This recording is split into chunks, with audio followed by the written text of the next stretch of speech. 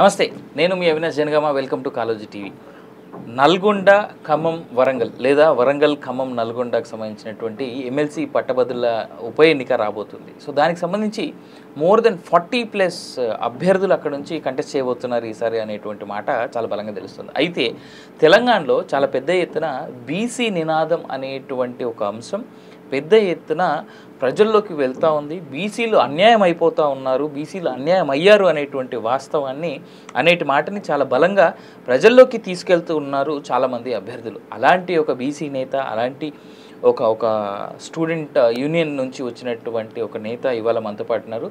ఈసారి రానున్నటువంటి వరంగల్ నల్గొండ ఖమ్మం ఎమ్మెల్సీ పట్టభద్రుల ఎన్నికల్లో తను ఒక కంటెస్టెంట్గా social justice party of India తరఫున చిన్న శ్రీకాంత్ గారు కంటెస్ట్ చేస్తున్నారు ఈసారి ఈ ఎమ్మెల్సీ పట్టభద్రుల ఎన్నికల నుంచి. సో ఆయనతో మాట్లాడి అసలు ఆయన ఉద్దేశం ఏంటి, ఆయన ఎందుకోసం ఇలా ప్రజల్లోకి రావాల్సి వచ్చింది, ఆయన బీసీల కోసం ఏం నినాదాన్ని లేవనెత్తుతున్నారు అనేటువంటి మాట ఆయన మాట తెలుసుకుందాం. నమస్కారం అండి శ్రీకాంత్ గారు. నమస్కారం. థ్యాంక్ యూ మీరు మా స్టూడియోకి వచ్చినందుకు గాను. మీరు చెప్పండి, ఈ ఎమ్మెల్సీ పట్టభద్రుల ఎన్నికలు ఏవైతే ఉన్నాయో ఇది చదువుకున్న వాళ్ళకి సంబంధించినటువంటి ఎన్నికలు, కంప్లీట్గా డిగ్రీ చేసి పట్టా ఉన్నటువంటి వాళ్ళు చేసినటువంటి. అసలు మొట్టమొదటి నుంచి మనం మొదలెడదాం. బీసీ నినాదం మీరు ఎత్తుకోవడానికి గల కారణం ఏంటి, అసలు మీ బ్యాక్గ్రౌండ్ ఏంటి, అది తెలిస్తే దాన్ని బట్టి మనం ముందుకెళ్ళడానికి ఉంటుంది. నేను చిన్న శ్రీకాంత్, బీసీ నినాదం ఎత్తుకోవడానికి ప్రధాన కారణం ఏంటంటే ఈ దేశంలో అందరి సమస్యలు తీరినాయి, అన్ని సమస్యలు కూడా తీరినాయి. ఈ దేశంలో ఉన్న ప్రధాన సమస్య బీసీలదే.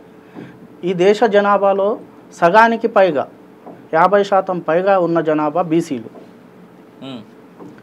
ఈ బీసీలకు విద్య, ఉద్యోగం, ఆర్థికం, రాజకీయ రంగాల్లో ఇంకా వాళ్ళ జనాభా దామాష ప్రకారం వాళ్ళు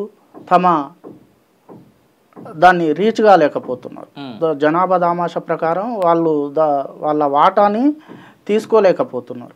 కారణం ఏంటంటే బీసీలు తమ ఓట్లు తాము వేసుకోలేకపోవడము, రాజ్యాధికారం ఎవరి చేతుల్లో పెట్టి వాళ్ళ పాలకుల చేతుల్లో పాలితులుగా మారుతున్నారు. అగ్ర ఆధిపత్య దోపిడీ వర్గాలు ఈరోజు బీసీలను రాజకీయంగా పావులుగా వాడుకొని పక్కకు పెడుతున్నాయి తప్ప బీసీల అభివృద్ధికి ఏమాత్రం కూడా, బీసీల రాజకీయ ఆర్థిక అభివృద్ధికి ఏమాత్రం కూడా కృషి చేయట్లేదు. ముఖ్యంగా విద్యా ఉద్యోగ రంగాల్లో తీసుకుంటే మనకు రిజర్వేషన్లు అమలు చేయడంలో కూడా, ఉన్న 27% రిజర్వేషన్లు అమలు చేయడంలో కూడా దానిలో కూడా వివక్షత చూపిస్తున్నారు.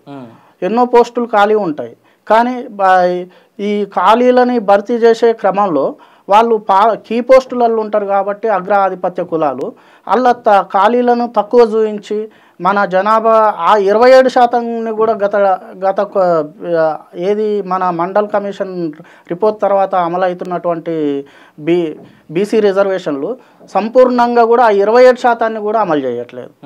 చాలా వెనకకు నెరుతున్నారు బీసీ సమాజాన్ని. ఈరోజు అగ్ర ఆధిపత్య దోపిడీ వర్గాలకు మనం ఓట్లు వేయడం వల్లనే వాళ్ళు రాజ్యాధికారంలో కూర్చుంటున్నారు. వాళ్ళు రాజ్యాధికారంలో కూర్చొని వాళ్ళు మనల్ని పాలితులుగా చూసి మన హక్కుల్ని నెరవేర్చట్లే. మనం ఎవరికి ఓటేస్తున్నాం అనే సోయి బీసీలకు రావాలి, బీసీలకు రాజకీయ చైతన్యం రావాలనే ఉద్దేశంతో బీసీల రాజ్యాధికారంలోనే సకల సమస్యలకు సర్వరోగ నివారణ బీసీ రాజ్యాధికారం అనే సిద్ధాంతాన్ని నేను నమ్ముతున్నా. ఇదే సందర్భంలో మొన్న నవంబర్లో 2023 నవంబర్లో కామారెడ్డి వేదికగా బీసీ డిక్లరేషన్ అంటూ వీళ్ళు ఎవరైతే ఇప్పుడు ప్రస్తుత కాంగ్రెస్ పార్టీ ఏదైతే ఉందో వీళ్ళు ఒక డిక్లరేషన్ ఇవ్వడం జరిగింది. నాకు తెలిసి మీరు కాంగ్రెస్ మేనిఫెస్టో కూడా చదివి ఉంటే దాంట్లో ఉంటుంది. సో మీరు దాన్ని ఎలా చూస్తున్నారు? ఇప్పుడు కాంగ్రెస్ పార్టీ కట్టుబడి ఉందని అనుకోవచ్చా? మరి దానికి కాంగ్రెస్ పార్టీ కట్టుబడి ఉందని మేము సంపూర్ణంగా విశ్వసించట్లేదు. వాళ్ళు ఓట్ల కోసం ఒక ఎత్తుగడలో భాగంగా వాళ్ళ రాజకీయ ఉనికి కోసం పార్టీ ఆ వాదాన్ని తీసుకొచ్చి ఉండొచ్చు. కానీ వాళ్ళు ఎప్పుడైతే బీసీల రిజర్వేషన్లు స్థానిక సంస్థల్లో కులగణన చేసి 6 నెలల లోపు అమలు చేస్తామన్నారు. ఇప్పటికి 6 నెలలు అయింది. ఇప్పటి వరకు దాన్ని కులగణనకు సంబంధించి ఒక జీవో రిలీజ్ చేసి వదిలేసిండ్రు. అది కూడా జనరల్ డిపార్ట్మెంట్ నుంచి కాకుండా వాళ్ళు బీసీ డిపార్ట్మెంట్ నుంచి జీవో రిలీజ్ చేయడం జరిగింది. ఇప్పటికే కర్ణాటకలో కులగణన జరిగిన దాన్ని ఫలితాలు వెల్లడి చేయకుండా కాలయాపన చేస్తున్నారు. నేను అనేది ఒకటే, ఇవాళ సామాజిక న్యాయం అని మొత్తుకుంటున్నప్పుడు ఈ దేశంలో అసలు తెలంగాణలో రాజ్యాధికారంకి వచ్చిన తర్వాత సామాజిక న్యాయం ఎవరికి జరుగుతుంది? ఏ కులానికి జరుగుతున్నది? 100% 100 కులాలు ఉన్నాయి బీసీలు. ఇవాళ బీసీల ప్రాతినిధ్యం ఎంత రాజకీయంలో? ఫస్ట్ మిగతా విషయాలు పక్కన పెడితే బీసీల రాజకీయ ప్రాతినిధ్యం ఎంత? సామాజిక న్యాయం అనేది రాజకీయ ప్రాతినిధ్యంతో జరుగుతుందని నేను సంపూర్ణంగా విశ్వసిస్తున్నాను. అందుకోసమే నేను బీసీ వాదాన్ని నినాదాన్ని ఎత్తుకోవడం జరిగింది. బీసీల సకల సమస్యలకు రాజ్యాధికారం దక్కితేనే బీసీలు తమిళనాడులో ఇవాళ బీసీలు పరిపాలన చేస్తుండ్రు. తమిళనాడులో 50% పైగా రిజర్వేషన్లు అమలు అవుతున్నాయి. కానీ తెలంగాణలో ఎవరు పరిపాలన చేస్తుండ్రు? అగ్ర ఆధిపత్య కులాల పరిపాలనలో మనకు 50% రిజర్వేషన్లు ఎట్లా అమలు అవుతాయి?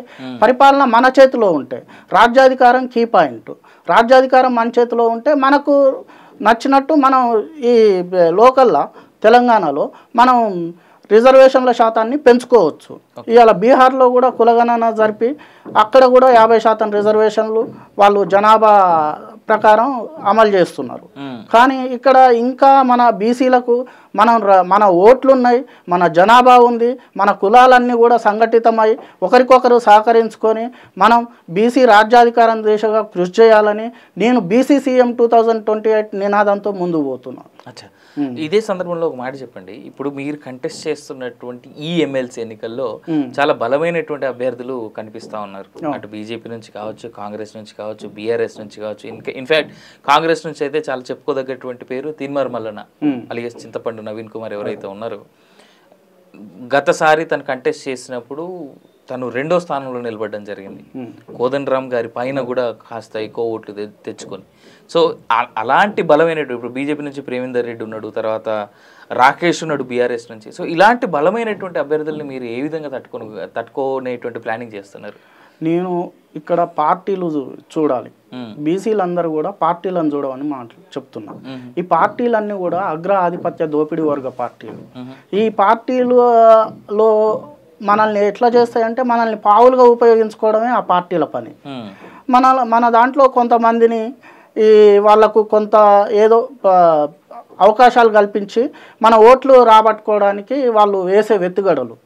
కాబట్టి మనము బీసీలందరూ కూడా పార్టీలకు అతీతంగా బీసీ వాదాన్ని, బీసీ ఎస్సీ ఎస్టీ మైనార్టీ పట్టభద్రులారా అందరూ కూడా మీరు బీసీ వాదాన్ని గెలిపించండి. బీసీ వాదంతో బీసీ రాజ్యాధికారంతో సామాజిక న్యాయం జరుగుద్ది. ఈ తెలంగాణ రాష్ట్రంలో, ఈ దేశంలో కూడా రాబోయే రోజులు బీసీలవి ఖచ్చితంగా. తెలంగాణ ఆంధ్ర రాష్ట్రాలతో పాటు దేశంలో కూడా బీసీ రాజ్యాధికారం రాబోతుంది. అందుకోసమే ఇప్పుడు ప్రధాన పార్టీలన్నీ కూడా ఈరోజు బీసీ నినాదాన్ని ఎత్తుకుంటున్నాయి. వాళ్ళ ఓట్ల కోసమే తప్పితే, ఓటు బ్యాంకుగా చూడడానికి బీసీ నినాదాన్ని ఎత్తుకుంటున్నారు తప్పితే వాళ్ళు మనకు అన్ని సమస్యల పరిష్కారానికి మాత్రం కాదు. వాళ్ళు ఏదో ఇచ్చి లాక్కునేటట్టు రిజర్వేషన్లు ఇచ్చి సరిగ్గా అమలు చేయకుండా ఇలాంటి పద్ధతుల్ని అవలంబిస్తారు. కులగణన అంటారు, దాన్ని సంపూర్ణంగా చేయరు. ఇప్పుడు ఎక్స్రే తీస్తే మనకు ఎక్స్రే అని మాట్లాడుతున్నారు. ఎక్స్రే తీస్తే మనకు ఏందనేది తెలుస్తుంది, రోగం అనేది చెప్తున్నారు. వాస్తవానికి ఈడబ్ల్యూఎస్ రిజర్వేషన్లు ఇవ్వడానికి ఏ ఎక్స్రేలు తీసిండ్రు, ఏ స్కానింగ్లు తీసిండ్రు? ఇవాళ ఈడబ్ల్యూఎస్ రిజర్వేషన్లు రాత్రికి రాత్రే అమలు చేసిండ్రు.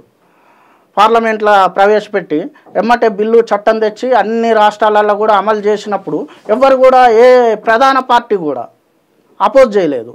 ఇవాళ మరి బీసీల కోసం ఎక్స్రే స్కానింగ్ల పేరిట ఎన్ని సంవత్సరాలు కాలయాపన చేస్తారు? గత 75 సంవత్సరాల నుంచి నష్టపోయింది బీసీలు. ఇంకా నష్టపోవడానికి బీసీలు సిద్ధంగా లేరు. బీసీల రాజకీయ చైతన్యమే బీసీల సకల సమస్యలకు పరిష్కార మార్గం. నేను దాన్ని సంపూర్ణంగా విశ్వసిస్తున్నాను. Right. At the same time చివరిగా ఒక ప్రశ్న చెప్పండి. ఇది మనం నార్మల్ ఓటర్ని కన్విన్స్ చేయడం ఒక ఎత్తు, చదువుకున్నటువంటి వ్యక్తిని కన్విన్స్ చేయడం ఒక ఎత్తు. ఎందుకంటే ఇది పట్టభద్రుల ఎన్నిక, అందరూ చదువుకున్న వాళ్ళే. సో వీళ్ళని ఏ విధంగా కన్విన్స్ చేసే ప్రయత్నం చేయబోతున్నారు మీరు? పట్టభద్రులకు నేను చెప్పేది ఒకటే, పట్టభద్రులలో ఇంజనీరింగ్ పట్టభద్రులు, డాక్టర్స్, జర్నలిస్ట్స్, లాయర్స్, ఇంకా కాంట్రాక్టు అవుట్సోర్సింగ్ ఉద్యోగులు, వివిధ గెజిటెడ్ నాన్ గెజిటెడ్ ఉద్యోగులు ఉన్నారు. ఇక్కడ ముఖ్యంగా వచ్చేసరికి నిరుద్యోగ పట్టభద్రులు ఎమ్మెల్సీలకు ఓటేస్తే ప్రశ్నిస్తారు వాళ్ళు అని అనుకుంటున్నాను. నేనేమంటున్నా అంటే ఒక వ్యక్తి మాత్రమే చట్టసభల్లో అడిగిపోతే, ఒక బీసీ వ్యక్తి చట్టసభల్లో అడుగు పెట్టడం ద్వారా, ప్రశ్నించడం ద్వారా రాజ్యాధికారం ఎవరి చేతిలో ఉంది? ఇవాళ ఒక కులం చేతిలో ఉంది. ఇవాళ రాజ్యాధికార మార్పిడి ఎవరి మధ్య జరిగింది? 2 కులాల మధ్య జరిగింది. రాజ్యాధికారం మనదైనప్పుడే మన రిజర్వేషన్లు అమలు అవుతాయి. మన జాబ్ క్యాలెండర్ మనం అమలు చేసుకోవచ్చు. మనం అన్ని రంగాలలో కూడా అభివృద్ధి సాధించవచ్చు. ఇవాళ కాంట్రాక్టు, కార్పొరేటు ఇవన్నీ కూడా రాజకీయ అభివృద్ధితోనే ఆర్థిక అభివృద్ధి జరుగుద్ది. ఆర్థిక అభివృద్ధి అనేది రాజకీయ అభివృద్ధితోనే జరుగుద్ది. కాబట్టి పట్టభద్రులకు అందరికి కూడా నేను ఈ బీసీ వాదంతో ముందుకు పోతున్నా. కాబట్టి బీసీ రాజ్యాధికారం వస్తే సరే మీకు ఇప్పుడు కొంత మేరకు అవకాశాలు నేను కొట్లాడగలుగుతా. ఈరోజు నేను మా మేనిఫెస్టోలో, social justice party of India మేనిఫెస్టోలో పెట్టిన అంశాలు ఏంటంటే, ప్రతి సంవత్సరం నిరుద్యోగ పట్టభద్రుల కోసం 1000 కోట్ల బడ్జెట్ కేటాయించాలని. ఉమ్మడి ఖమ్మం జిల్లాలో ఇంతవరకు ఒక యూనివర్సిటీ లేదు. ఉమ్మడి ఖమ్మం జిల్లాకు ఒక యూనివర్సిటీ ఏర్పాటు చేయాలి. అదేవిధంగా మహిళా పట్టభద్రులకు ఒక యూనివర్సిటీ లేదు. ఇప్పుడు మహిళా పట్టభద్రులకు ఒక యూనివర్సిటీ లేదు. కాబట్టి మహిళా పట్టభద్రుల కోసం ఒక చాకలి ఐలమ్మ పేరు మీద యూనివర్సిటీ ఏర్పాటు చేయాలని చెప్తున్నాం. అదేవిధంగా సూర్యాపేటలో ఇవాళ ఐటీ ఇంజనీరింగ్ రంగాలు అభివృద్ధిలో పదంలో దూసుకుపోతున్నాయి. కాబట్టి ఐటీ ఇంజనీరింగ్ రంగంలో ఒక ప్రత్యేక విశ్వవిద్యాలయాన్ని సూర్యాపేట జిల్లా కేంద్రంలో ఏర్పాటు చేయాలని కోరుకుంటున్నాను. అదేవిధంగా ప్రైవేట్ రంగాల్లో బీసీ ఎస్సీ ఎస్టీ రిజర్వేషన్లు అమలుపరచాలి. బీసీలకు 50% రిజర్వేషన్లు అమలుపరచాలని కొట్లాడతాం. ఒక సైడు నినాదం ఇచ్చుకుంటేనే, బీసీ నినాదం ఇచ్చుకుంటేనే ఒక సైడు బీసీ రాజ్యాధికారం కోసం కృషి చేయడం జరుగుతుంది. కాబట్టి ఇవాళ ఉద్యోగుల మీద చూస్తే దాడులు జరుగుతున్నాయి ఈ ప్రభుత్వాలలో. నిజంగా ఇంకా మహిళల విషయానికి వచ్చేసరికి మహిళల్ని, బీసీ ఎస్సీ ఎస్టీ మహిళల్ని చాలా అధికారులు తీవ్రమైన వేధింపులకు గురిచేస్తున్నారు. దానికోసం మేము ప్రత్యేక చట్టం, మహిళా రక్షణ కోసం వివిధ పబ్లిక్ రంగాల్లో, ప్రైవేట్ రంగాల్లో పనిచేసే మహిళల కోసం ప్రత్యేక రక్షణ చట్టం తీసుకొస్తాం వేధింపులకు ఆపడానికి. అదేవిధంగా మళ్ళీ మనకు వచ్చేసి ఈ బీసీలకు 50% రిజర్వేషన్లు పెంచడానికి పోరాటం చేస్తాం. బీసీలకు ఖచ్చితంగా ఈ స్థానిక సంస్థల ఎన్నికలలో రిజర్వేషన్లు పెంచిన తర్వాతనే ఎన్నికలకు పోవాలనేది డిమాండ్ చేస్తున్నాం మేము. ఆ స్థానిక సంస్థల్లో 50% రిజర్వేషన్లు ఖచ్చితంగా అమలు చేయాలి. ఏదైతే మీరు ఇచ్చిన మేనిఫెస్టో ప్రకారం బీసీలకు బడ్జెట్ కేటాయింపుల్లో 5 సంవత్సరాల్లో 1,00,000 కోట్లు పెడతామన్నారు. సంవత్సరానికి 20,000 కోట్లు రావాలి. మేనిఫెస్టోలో పేర్కొన్న ప్రకారం 20,000 కోట్లు అయితే బడ్జెట్లో కేటాయించింది మొన్న 8,000 కోట్లు. చాలా దారుణమైన విషయం. బీసీల జనాభా ప్రకారం, బీసీల దామాషా ప్రకారం బడ్జెట్ కేటాయింపులు జరగాలి. ఆ బడ్జెట్ని మళ్ళీ వేరే రంగాలకు మళ్లించొద్దు. అది బీసీల అభివృద్ధి కోసమే ఉంచాలి. ఇప్పుడు సాధ్యమంటారు అట్లా బడ్జెట్ మళ్ళీ? అది దాని మీద మేధావర్గాలు, ఇంటెలెక్చువల్స్ వీళ్ళందరూ కూడా ఫైట్ చేయాలి. ఇప్పుడు నేను అనేది వాళ్ళందరూ ఫైట్ చేయాలి. నేను కూడా చట్టసభల్లో ఉంటే వీటి అన్నింటిని కూడా ప్రశ్నిస్తా. ఒక పక్క ప్రశ్నించుకుంటేనే పట్టభద్రుల అవకాశాలని, పట్టభద్రులకు ఉద్యోగాలు కల్పించుకుంటేనే, పట్టభద్రులకు స్వయం ఉపాధి కూడా కల్పించమంటున్నాను నేను. నిరుద్యోగ పట్టభద్రులకు 10 లక్షల ఆర్థిక సహాయం చేసి స్వయం ఉపాధికి ఇది చేయాలి. అదేవిధంగా భూముల కేటాయింపులు, ఇండస్ట్రియలిస్ట్ భూములు కేటాయించే దగ్గర బీసీలకు 50% రిజర్వేషన్లు ఇచ్చి బీసీలకు భూములు కేటాయించాలి. బీసీలకు బ్యాంకు షూరిటీ కూడా ప్రభుత్వాలు ఇవ్వాలి. ప్రభుత్వమే ఇవ్వాలంటారు. రైట్. సో శ్రీకాంత్ గారు, wishing you all the success. నేను అనేది ఏంటంటే మీ ప్రయత్నంలో మీరు బలంగా ముందుకు వెళ్ళాలని. అయితే ఇక్కడ ఒక మాట ఒకటి ఉందని చాలా స్ట్రైట్గా నా సైడ్ నుంచి, బలమైనటువంటి అభ్యర్థులు మీ దగ్గర ఏమో డబ్బులు లేవు, మీ ప్రచారానికి మీకే కావాల్సిన డబ్బులు చాలా అవసరమైతాయి యాక్చువల్గా అయితే. సో దాన్ని ఏ విధంగా మీరు ప్రజల్లోకి మిమ్మల్ని మీరు బయటికి ప్రొజెక్ట్ చేసుకునే ప్రయత్నం చేయబోతున్నారు మీరు? నేను సోషల్ మీడియా వేదికగా ప్రొజెక్ట్ చేస్తున్నా. కొంతమందిని నాకు వీలైనంత వరకు మిత్రుల్ని కలుస్తున్నా. నాకు ఉన్న నిజాం కాలేజీ డిగ్రీ చదివిన కాబట్టి ఉస్మానియా యూనివర్సిటీ మిత్రులకు ఫోన్లు చేసి చెప్పినాం. ఎక్కడికక్కడ గ్రూపులు ఏర్పాటు చేస్తున్నాం. వాట్సాప్ గ్రూపులు, ఫేస్బుక్లలో గ్రూపులు ఏర్పాటు చేసి ఆ మెసేజ్ని ఫార్వర్డ్ చేస్తున్నాం మా మిత్రులందరూ కూడా. నేను సోషల్ మీడియా వేదికగా చాలా ఈజీ ఖర్చు లేని పనితోటి నేను బీసీ వాదాన్ని, బీసీ నినాదాన్ని పట్టభద్రుల్లోకి, ఇంటెలెక్చువల్లోకి, ఉద్యోగుల్లోకి అందరి దగ్గరికి కూడా తీసుకుపోతున్నాం. ఇవాళ ఇంకొక విషయం ఏంటంటే ఉద్యోగుల మీద ఏసీబీ దాడులు జరుగుతున్నాయి. ఆ ఉద్యోగులకి ఉండేది మన బీసీ ఎస్సీ ఎస్టీ ఉద్యోగుల మీదనే ఏసీబీ దాడులు ఎందుకు జరుగుతున్నాయి? ఇవాళ కీ పోస్టులలో ఉన్నది ఎవరు? ఏ కులాలు కీ పోస్టులలో ఉన్నాయి ప్రభుత్వంలో? వారి మీద ఎందుకు ఏసీబీ దాడులు జరగట్లేదు? ఎందుకు బీసీలను టార్గెట్ చేసి బీసీలని ట్రాప్లో పడేసి ఏసీబీ దాడులు చేస్తుండ్రు? బీసీలనే కాదు, ఎస్సీ ఎస్టీలను కూడా ట్రాప్లో పడేసి దాడులు చేయడం స్టార్ట్ చేసిండ్రు. ఇవన్నీ కూడా వీటన్నింటిని కూడా పట్టభద్రుల మరియు ఉద్యోగులు అందరూ కూడా, ఈ ఇంటెలెక్చువల్ సమాజం అందరూ కూడా గమనిస్తున్నారు. నిజంగా కూడా బీసీ ఎస్సీ ఎస్టీ మైనార్టీలు బీసీల రాజ్యాధికారం వస్తేనే మాకు సామాజిక న్యాయం జరుగుద్దని ఎస్సీ ఎస్టీ మైనార్టీ వర్గాలు కూడా బీసీల వైపు చూస్తున్నాయి. ఇవాళ తెలంగాణలో బీసీలు ఎత్తుకోవాలి, బీసీల రాజ్యాధికారం రావాలనే బలమైన కాంక్ష ఈరోజు దళిత గిరిజన మైనార్టీ వర్గాల్లో ఏర్పడింది.